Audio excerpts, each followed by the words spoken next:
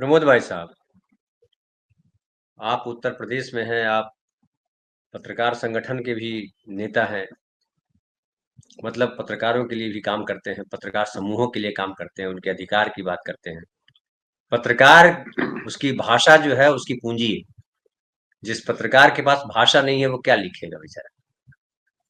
और भाषा का सवाल इसलिए ज्यादा परेशान करता है हम पत्रकारों की कि जब आप उसमें कहेंगे कि नहीं, उर्दू के शब्द, बिना उर्दू के शब्द के क्या लिख पाएंगे प्रमोद भाई साहब। ढेर सारी चीजें, ढेर सारी जो किताबें छपी हुई हैं शुद्ध हिंदी में, संस्कृत निष्ठ हिंदी में।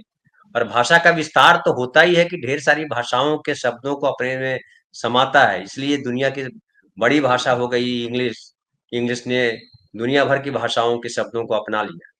और हम जो है संस्कृत वाले रोज प्रवचन देते रहते हैं। हालांकि एक दर्शक हमारे पूछ रहे हैं, साथी हमारे, कि योगी आदित्यनाथ जी को संस्कृत में बोलना चाहिए।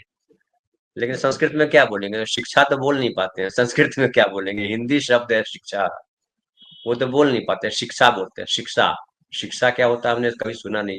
प्रमोद भाई साहब, आप तो आचार्य हैं, शिक्षा क्या होता है? और ये जिस तरह की भाषा के पे जो बोल रहे हैं कठमुल्लापन, भाषा से कोई कठमुल्ला होता है? उर्दू तो बहुत जहीन भाषा मानी जाती है। और उर्दू में काफी साहित्य लिखा गया। प्रेमचंद खुद जो उत्तर प्रदेश के बड़े साहित्यकार हुए, उर्दू भाषा में ही लिखते थे। शुरुआत तो उन्होंने उर्दू से की थी। प्रेमचंद अगर आज होते तो क्या कहते, जरा मैं ये समझना चाहता हूँ कि प्रेमचंद होते, छोड़ दीजिए जो पंजाब के साहित्यकार हैं, राजेंद्र सिंह बेदी हैं, या और जो साहित्यकार हैं पूरन सिंह हैं, वो सब क्या कहते? मिंटो। प्रेम प्रेमचंद जी क्या कहते? धनंजय जी, देखिए, ये भाषा भोजपुरी, अवधी, उर्दू, अंग्रेजी, इसका कोई मतलब नहीं है। ये अब राजनीतिक दलों के पास जो जन सरोकारों का मतलब होना चाहिए वो तो रह नहीं गया, न मूल्य रह गए, न सिद्धांत रह गए।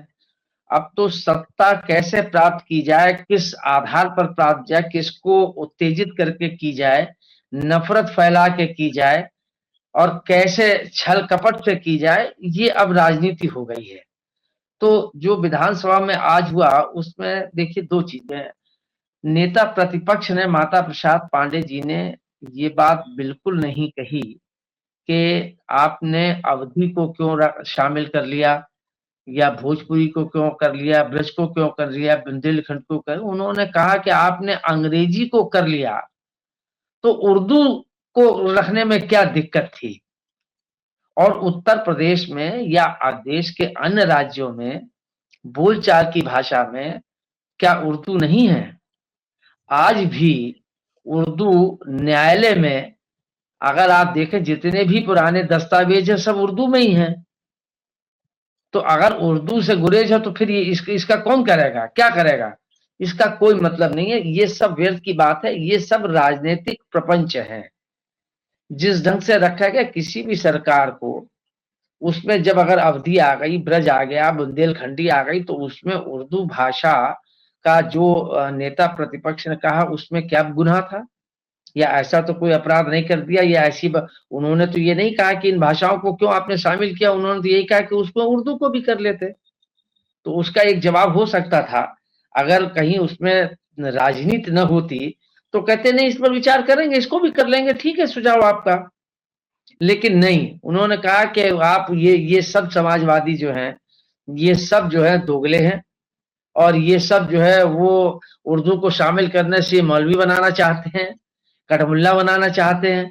तो ये एक नफरत का उसमें कहीं ना कहीं एक पुट उन्होंने डाल दिया।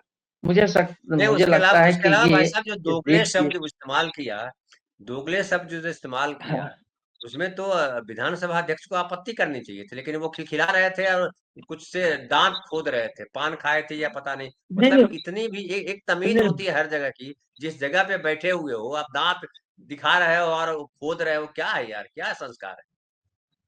देखिए, असल में अब राजनीति, मैंने कहा ना कि अब आप चाहें आप केंद्र में आ जाइए, और चाहे यहाँ आ जाइए, या चाहे कहीं और चले जाइए, वहां तो अब चमचागिरी की प्रवृत्ति हो गई है। ना तो कोई अध्यक्ष है, ना कोई उपाध्यक्ष है, और ना कोई कुछ है, न मंत्री है, ना संतरी है, ना अंतरी है।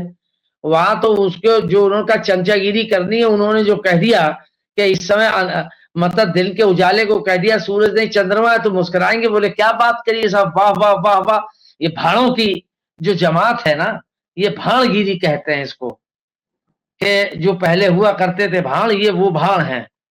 तो ये उसमें कोई नैतिकता नहीं बची है, कोई एक मापदंड नहीं बचे हैं।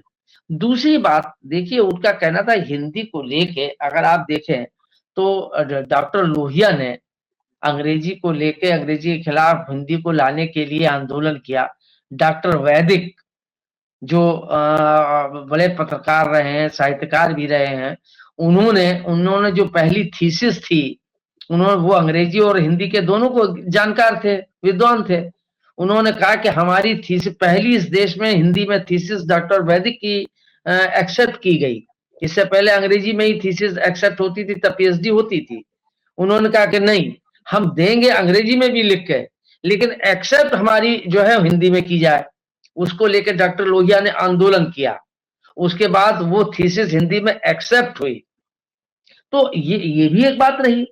तो अब ये भाषा और इसका कोई मतलब नहीं। दूसरी, आपके गोरखपुर के ही ले लीजिए, जो मुख्यमंत्री जी कह रहे हैं फिराक गोरखपुरी, ये बड़े शायर लोगों में से हैं, और ये तो गोरखपुर के ही थे, और ये हिंदू थे। लेकिन वो उनका उर्दू का जो पकड़ थी, उर्दू का जो ज्ञान था, वो अद्भुत था, जो मुसलमानों के पास भी उतना नहीं था। तो भाषा पे किसी की बपौती थोड़ी है। बहुत से ऐसे हैं कि जिन्होंने संस्कृत में हमारे मुस्लिम लोगों ने संस्कृत से उसको हिंदी में अनुवाद किया है, उर्दू में अनुवाद किया है उन्होंने।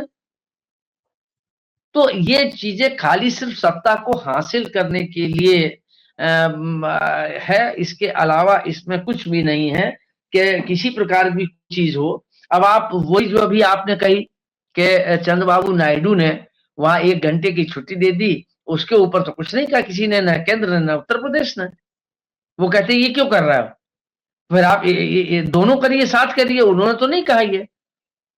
तो यहां सिर्फ सत्ता की राजनीति हो रही है, और ये जो तुष्टीकरण हो रहा है, वो चाहे हिंदुओं का तुष्टीकरण हो, चाहे वो मुसलमानों का तुष्टीकरण हो, चाहे जातिगत तुष्टीकरण हो, चाहे वो भाषागत तुष्टीकरण हो, ये क्या है? ये सिर्फ सत्ता में लोगों को हासिल करने के लिए, सत्ता कैसे प्राप्त की जाए, ये उसके लिए सारी चीजें हो रही हैं। मैं समझता हूं कि ये गंभीर चिंता का विषय है।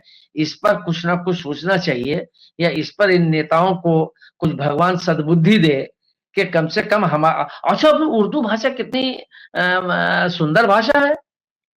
उसको उसके आप देखिए, वो भाईजान कहेंगे, मतलब उसमें कितना लावण्य है, इसमें क्या आपत्ति है?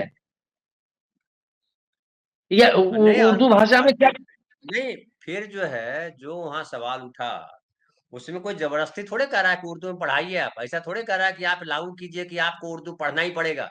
अरे जिसको पसंद है नहीं वो पढ़ेगा जनाब। नहीं धनंजय जी, और नेता प्रतिपक्ष ने ये भी नहीं कहा कि, मतलब उन्होंने खाली एक सवालिया, और ये तो इतना तो हक है ही कि भाई आपने अंग्रेजी ले ली, आपने हिंदी ले ली, आपने हिंदी में भी भोजपुरी ले ली, ब्रज ले लिया, बुंदेलखंडी ले ली, अवधी ले ली, तो उर्दू को क्यों नहीं उसमें शामिल कर लिया गया? एक तरफ तो सबका साथ सबका विकास की बात होगी, दूसरी तरफ हिंदू और मुस्लिम की राजनीति होगी। तो ये जो हो रहा है, ये क्यों हो रहा है? तो मेरे कहने का आशय ये है धनंजय जी, कि ये सब व्यर्थ की बातें हैं। ये सिर्फ भोले ढंग से सत्ता हासिल करने के लिए, समाज को बांट के कैसे हासिल सत्ता की जाए, ये वही चल रहा है, ये उसी का एक हिस्सा है। भाई इसमें अगर उर्दू भी शामिल हो गई होती तो क्या इसमें अपराध था? इसमें या कौन सा गुनाह हो जाता?